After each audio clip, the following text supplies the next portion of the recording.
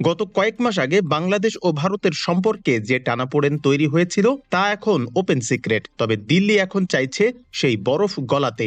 ভারতীয় কূটনীতিকদের ভাষায় তারা এখন আর পেছনের দিকে তাকাতে চায় না। তাদের ফোকাস এখন তিনটি শব্দে: গঠনমূলক, বাস্তবসম্মত এবং ইতিবাচক। কেন ভারত এখন নমনীয়? বিশেষজ্ঞরা বলছেন, দক্ষিণ এশিয়ায় নিজের প্রভাব ধরে রাখতে বাংলাদেশের বিকল্প নেই দিল্লির কাছে। বিশেষ করে কানেক্টিভিটি, ট্রানজিট এবং সেভেন সিস্টার্স বা উত্তর পূর্ব ভারতের নিরাপত্তার জন্য ঢাকার সঙ্গে স্থিতিশীল সম্পর্ক ভারতের জন্য এখন সময়ের দাবি। তারা বুঝতে পারছে, বাংলাদেশে সরকার বা রাজনৈতিক পরিস্থিতি যাই হোক না কেন, দীর্ঘমেয়াদী শত্রুতা কারোরই কাম্য নয়।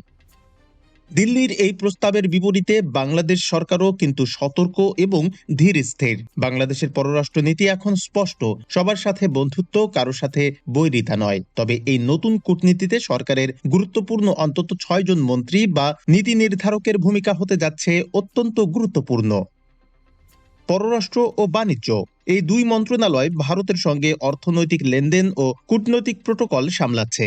স্বরাষ্ট্র ও প্রতিরক্ষা, সীমান্ত হত্যা বন্ধ এবং নিরাপত্তা সহযোগিতার ক্ষেত্রে দিল্লির জন্য বড় পরীক্ষা এই দুই টেবিলে। জ্বালানি ও যোগাযোগ, আদানি পাওয়ার ডিল থেকে শুরু করে রেল ট্রানজিট, এই খাতগুলোই হবে বাস্তবসম্মত সম্পর্কের আসল লিটমাস টেস্ট।